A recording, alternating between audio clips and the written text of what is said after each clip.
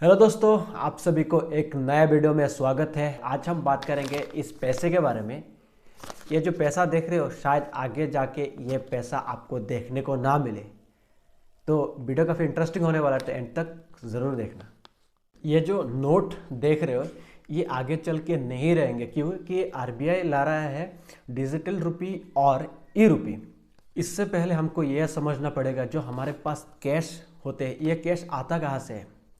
तो ये कैश को बनाता है RBI, reserve bank of India. और आरबीआई क्या करता है, इन कैशों को प्रिंट करके जो हमारे बैंक होते हैं, जैसे कि हमारा बैंक अकाउंट जिस भी बैंक में होता है, जो सपोज मेरा मान लीजिए एचडीएफसी में है, किसी का आईसीआईसी में है, किसी का एसबीआई में है, किसी का बैंक ऑफ बड़ौदा में। तो ऐसे बहुत सारे बैंक होते हैं जो आरबीआई के नीचे काम करते हैं।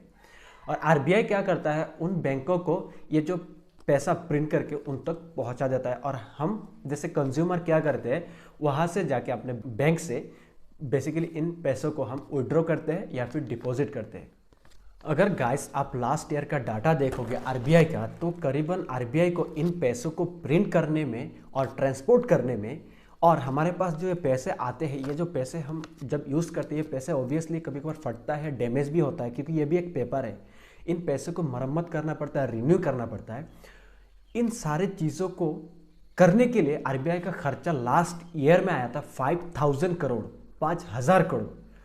तो अल्टीमेटली आरबीआई क्या कर रहा है, इन्हीं खर्चा को सेव करने के लिए, इन्हीं पैसों को बचाने के लिए ये जो अपना डिजिटल रुपी है या फिर ई रुपी ला रहा है। अभी हम ये समझते हैं कि ये ई रुपी और डिजिटल रुपी एक्चुअल में काम कैसा करेगा। बेसिकली ये जो डिजिटल रुपी है, ई रुपी है, ये एक ऐप होगा जो आरबीआई डेवलप करेगा। इसमें ब्लॉकचेन टेक्नोलॉजी यूज़ किया जाएगा, लाइक पेटीएम, फ़ोनपे, गूगल पे। उसके अंदर वॉलेट दे दिया जाएगा। वॉलेट में ये जो नोट है, इसका फ़ोटो दे दिया जाएगा, और फोटो में यूनिक नंबर जैसे नोट में होता है। जब आप आपके वॉलेट से किसी दूसरे के वॉलेट पे ट्रांसफ़र करोगे, तो सेम फोटो उसके वॉलेट पे ट्रांसफ़र हो जाएगा, और वो यूनिक नंबर भी। बस तब क्या होगा, जैसे आप ये कैश यूज़ कर रहे हो, बस ये कैश आप तब डिजिटल फॉर्म में यूज़ करने लगोगे। इतना ही डिफरेंट है। गाइस, डिजिटल रुपए का ऑफिशियल टेस्टिंग चल रहा है 1 दिसंबर से। कुछ सिलेक्टेड मर्चेंडाइज को ये ऐप दे दिया गया है बीटा वर्जन, क्योंकि ये एप्लीकेशन एकदम नया है और इसके ऊपर टेस्टिंग चल रहा है। क्योंकि नया है तो इसके अंदर बहुत सारे बग्स होंगे, बग्स को फिक्स करना पड़ेगा और एप्लीकेशन को इम्प्रूव करना पड़ेगा। जब टेस्ट करके पास आउट हो जाएगा, आई होप हम सभी को भी मिल जाएगा। अब सवाल ये आता है कि हमें यूपीआई करना चाहिए कि नहीं करना चाहिए। हमारा तो यूपीआई अच्छा खासा चल रहा है। हाँ गैस, अगर आप देखिए, सिंपल सा बात यह है कि डिजिटल रुपी और ई रुपी और यूपीआई में बहुत अंतर है।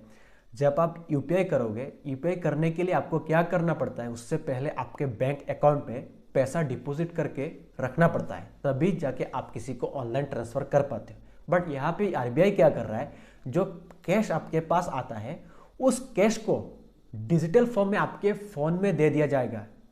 जो एप्लीकेशन के अंदर ही आपके डिजिटल फॉर्म में वो पैसा, जो कैश हमारे पास है, इस पैसे को डायरेक्टली डिजिटल फॉर्म में आपके फ़ोन पे दे दिया जाएगा।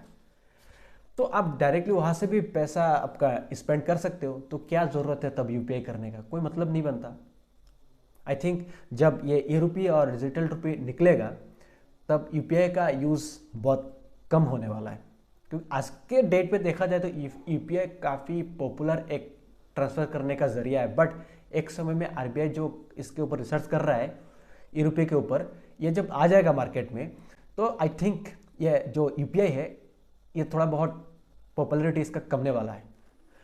आरबीआई का तो बहुत कुछ कहना है। जैसे कि आप ये जब पैसा विड्रॉ करके बैंक से लाते हो, लाने के बाद जब भी आप स्पेंड करते हो मार्केट में, बहुत सारे इसका ट्रांजेक्शन होता है इस कैश का। इसका कोई रिकॉर्ड बैंक को नहीं मिलता है। इसका रिकॉर्ड तब तक बैंक वालों को मिलता है जब आप ये पैसा विड्रॉ करके लाते हो और जब बैंक में जाकर डिपॉजिट करते हो। बट इस पैसे का बीच में जो इस कैश का इतना यूज़ हुआ है, इसका रिकॉर्ड किसी के पास नहीं रहता है।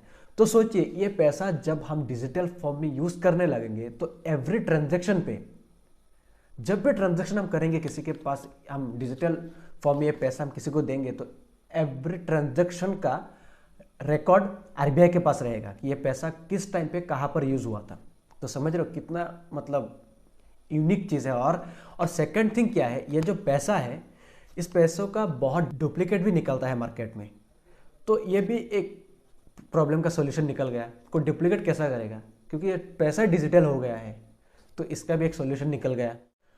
आरबीआई अभी भी इस ऐप को टेस्ट कर रहा है, जब रोल आउट करेगा तभी जाके पता चलेगा। जब भी एक नया ऐप लॉन्च होता है तो उसमें नो डाउट काफ़ी सारे बग्स होते हैं, बग्स को भी इम्प्रूव करना पड़ेगा। और गैस एक चीज़ का अगर पॉजिटिव्स होता है तो उसका नेगेटिव्स भी बहुत सारे होता है। लाइक समझ लीजिए हमारे इंडिया में अभी भी ऐसे बहुत सारे लोग हैं जिनके पास अभी भी स्मार्टफोन नहीं है। विदाउट स्मार्टफोन ये टेक्नोलॉजी यूज़ कर पाएंगे कि नहीं कर पाएंगे, ये भी एक देखने लायक चीज़ रहेगा आरबीआई की तरफ से।